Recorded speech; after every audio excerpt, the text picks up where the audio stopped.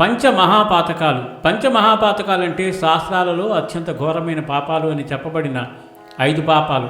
వీటిని చేసిన వారికి భయంకరమైన ఫలితాలు ఉంటాయని పురాణాలు, ధర్మశాస్త్రాలు స్పష్టం చేశాయి.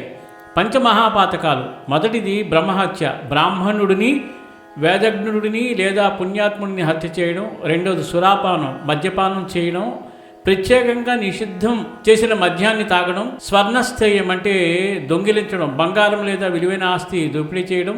గురుపత్ని గమనం, గురువు భార్యను లేదా ఉపాధ్యాయుడి స్త్రీని అనైతికంగా ఆకర్షించడం. పంచమహాపాతక సంయుక్తులతో సహవాసం, పై పాపాలలో ఏదైనా చేసిన వారితో సంబంధం పెట్టుకోవడం లేదా వారికి సహాయం చేయడం. శాస్త్రోక్త అర్థం: ఈ పాపాలు శరీరానికే కాక ఆత్మకు కూడా మలినం కలిగిస్తాయి. వీటి ప్రాయశ్చిత్తం చాలా కఠినంగా ఉంటుంది కాబట్టి ఎట్టి పరిస్థితుల్లోనూ దూరంగా ఉండాలి.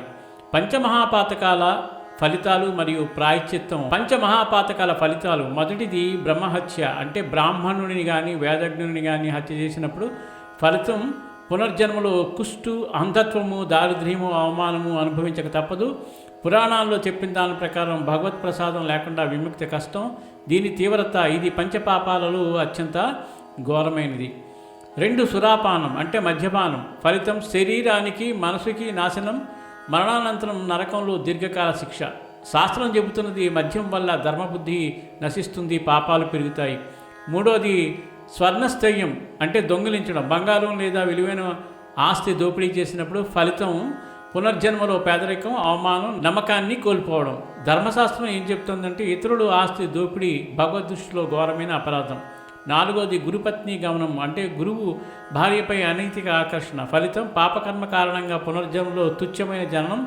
మహాభారతం ఏం చెప్తుందంటే ఈ ధర్మానికి అత్యంత విరుద్ధమైన పాపం. 5 పంచమహాపాతక సంయుక్తులతో సహవాసం, పాపులకు తోడుగా ఉన్నవాడు. దీని ఫలితం ఏంటంటే నేరుగా ఆ పాపం చేయకపోయినా ఆ పాప ఫలం లభిస్తుంది. శాస్త్రం చెప్తోంది పాపులకు తోడుగా ఉన్నవాడు కూడా పాపం పంచుకుంటాడు. ప్రాయశ్చిత్తం: శాస్త్రోక్త పరిహారం ఏంటంటే కఠిన తపస్సు, వ్రతాలు చేయాలి, దీర్ఘకాల ఉపవాసం, సత్యనిష్టతో భగవన్నామ స్మరణ చేయాలి. ప్రత్యేకంగా ప్రాయశ్చిత్త యాత్రలు అంటే కాశీ, గయా, ప్రయాగ, రామేశ్వరం క్షేత్రాలు దర్శించాలి. దాన ధర్మాలు: గోదానం, భూదానం, వేదజ్ఞులకు ఆర్థిక సహాయం, అన్నదానం, వస్త్రదానం మొదలగు దానాలు చేయాలి. మంత్రజపం: గాయత్రి మంత్రం, విష్ణు సహస్రనామం, రుద్రాభిషేకం, మహామృత్యుంజయ జపం మొదలగు జపాలు చేయాలి. భగవద్భక్తి: నిష్కపటమైన భక్తితో క్షమాపణ కోరడం పాప ఫలాన్ని తగ్గించే భక్తి మార్గమే. పంచపాతకాలు మనకు వద్దు, భక్తి మార్గంలో లేదు మనకి హద్దు. జీవితాంతం ధర్మ మార్గంలో నడుస్తూ పాపానికి మళ్ళీ దూరంగా ఉండాలి.